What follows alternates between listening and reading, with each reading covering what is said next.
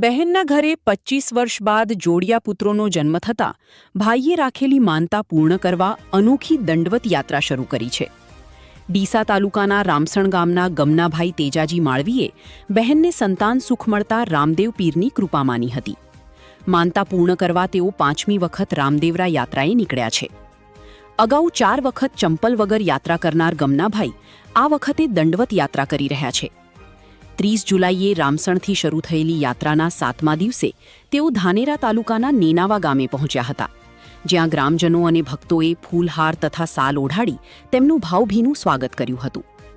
ભાઈ બહેનના અતૂટ પ્રેમ અને શ્રદ્ધાનું આ અનોખું ઉદાહરણ બન્યું છે. Bureau chief Arvind Rana, Banaskantha.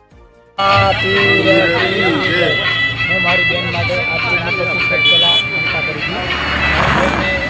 એ વેલાવા દીકરા ગામના ગયા છે, 52 વર્ષ ગામના. એમાં એક દિવસ ભગવાનને બે આપ્યા છે.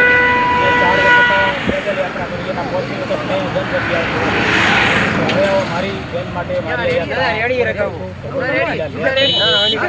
મારી બેન માટે કશું કોઈ તો મેં આ દવાખાના બધા કર્યા, કોઈ કાર્ય લાગી છે. એટલે મેં આ 25 વર્ષ પહેલાં માનતા કરેલી છે.